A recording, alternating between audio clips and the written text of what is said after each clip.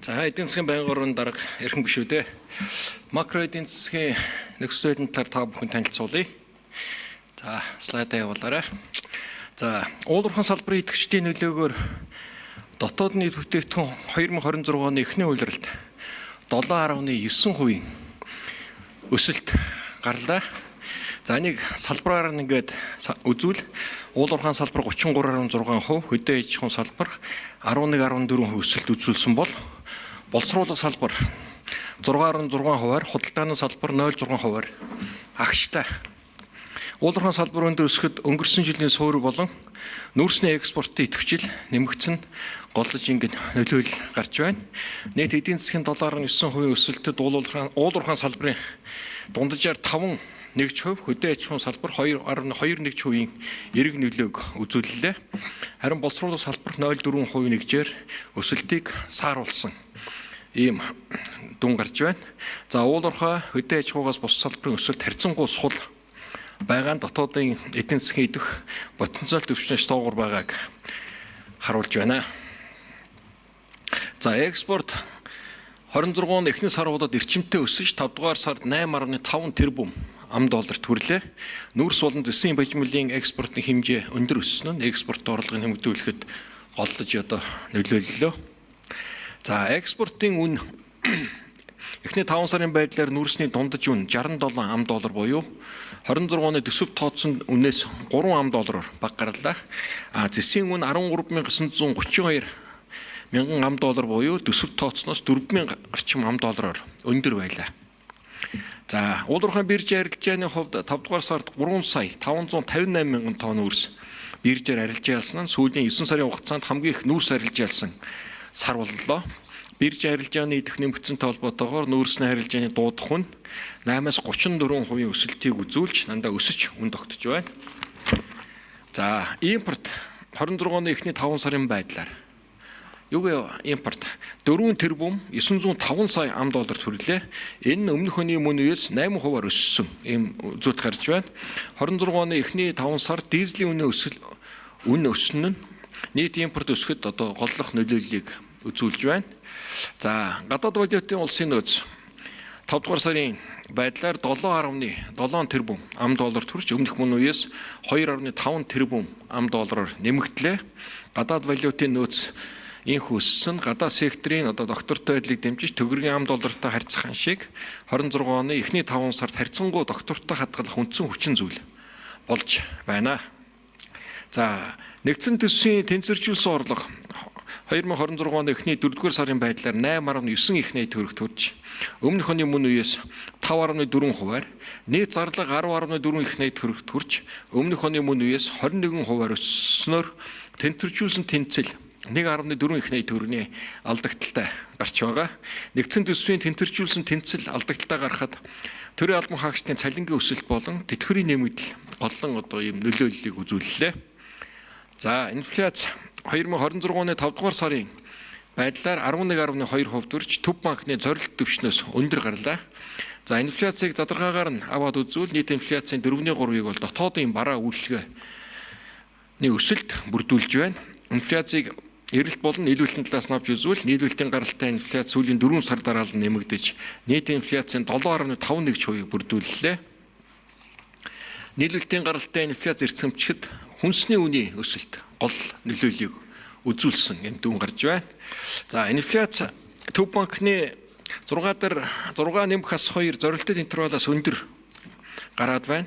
За энд бол хүнсний инфляц 26 оны 5 дугаар сарын байдлаар 24.3% хүрч гарлаа. Сүүрэн саруудад хүнсний инфляц эрсэмчгэд махны үнийн өсөлт гол өсөлтийн нөлөөллийг үзүүллээ.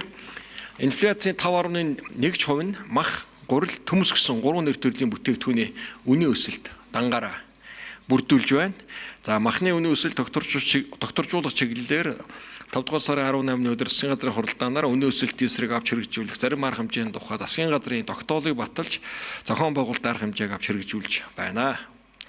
За ойрхон дорн тулсан үйл явдалтай холбоотойгоор ормон зүйн хоолоогоор хийгдэх тээвэрлэлт огцом буурсан байна. Эхний нүүрэн дээр гарч байна. За ингээд газрын тосны үн буураад $95 хүрсэн хэдий ч одоо сая өнгөрсөн 2 өдөр харилцан одоо намжаад байсан гал зогсоод байсан ажил ахаас хэрэгжлээ. Ингээ харилцан зохиол, пуужгийн зохиолтууд өгөөд эхэлсэн. Энэ өөрөө газрын тосны үнийн өсөх эрсдлийг одоо дахин одоо өдөөж байна. За өрхийн орлого юу болж байна гэвэл өрхийн орлого эхний үйлрэлд 6.3% өслөө.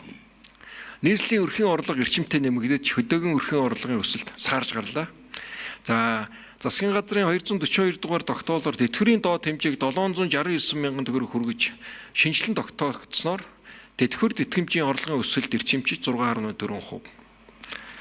Энэ өөрөө нийслэлийн өрхийн орлого өсөлтийг гол хүрдүүллээ. Цалингийн орлогын өсөлт удаашрсан хэвээр юм харагдаж байна. За хөдөлмөрийн зах зээлийн өсөлт эрчим малгуур саарч байна.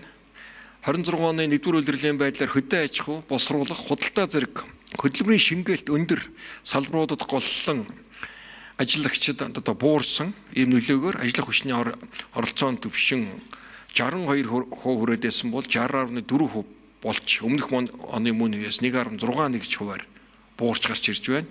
Нөгөө тэгвэр хөдөлмөрийн зах зээлийн захим хуудсуудад одоо зарлагдсан ажлын байрны зарын тоо. Энэ бол ажил олгогчдод ажил олгогчоос зарлаж байгаа ажлын байрны тоо өсөж байгаа юм хандлага анзаарэгдэж байна. За эдийн засгийн нөхцөл байдлыг дүгнэлт 1-р дуулуурхайн салбарын идэвхжлийн нөлөөгөөр дотоод нийт бүтээгдэхүүн 26 оны эхний улирал 7.9% өсөлт үзүүллээ.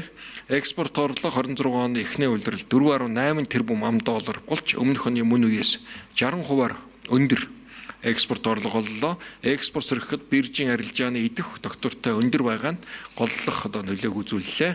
За төсвийн орлогын гүйцэтгэлтэй холбоотой гүйцэтгэл өмнөх оны орчимд байгаа хэдий ч эмч багш нарын цалингийн нэмэгдэлтэй холбоотой урсгал зардлын хэрэгцээ өндөр байна. Цаашид буцааж бууруулах боломжгүй зайлшгүй шинжтэй нэгд өссөн зардал нь төсвийн нийт зардлын дийлэнх хэсгийг одоо үндсэндээ бүрдүүлж байна. 80% байсан бол одоо бараг 90% руу төхөж явна. Өөрөөр хэлбэл төсвийн бодлогын орон зай муу байна. Энэ нь одоо урсгал зардлын өсөлтөд хязгаарласан шинжилгээг хийх ийм шаардлагыг үүсгэж байна. За экспорт доктортой өндөр байгаагийн үр дүнд гадаад валют албанаас $7 тэрбум $, болж валютын зах зээлд доктортой байна. Гэхдээ цаашид ойрох торнтын одоо үйл явдал эрсдлийн дэвшинтэй холбоотойгоор валютын нөөцөд ирэх шокийн нөлөөлөл бас эрсдэл байна гэж үзэж байгаа.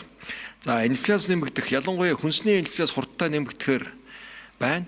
Үүнд мах, хүнсний ногоо, гурилын үнийн өсөлт голж нөлөөлөлтийг үзүүлж байна. За мөн ойрох торнтын мөргөлдөнт холбоотойгоор шатхууны үн өссөнтэй холбоотойгоор импортын инфляцийн дарамт тодорхой хэмжээнд бас нэмэгдэж байна. За нийслэлийн өрхийн орлого эрчимтэй нэмэгдэж хөдөөгийн орлогын өсөлт саарлаа.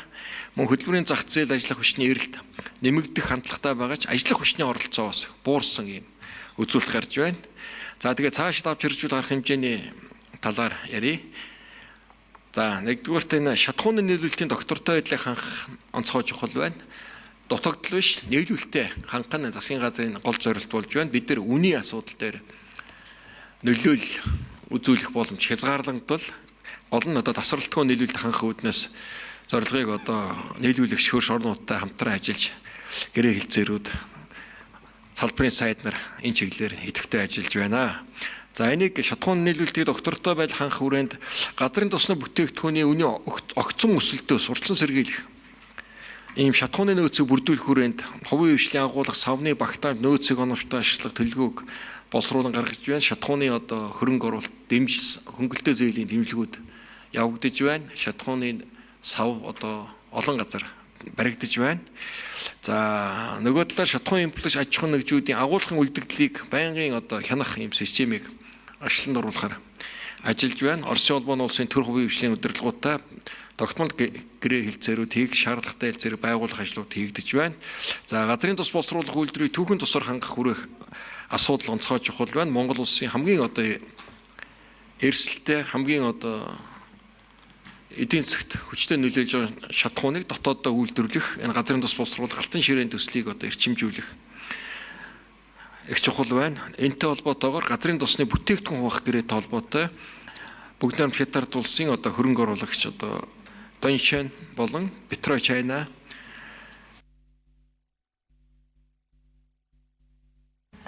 Ажлын хэсгийн 5 дугаар микрофоныг нээе.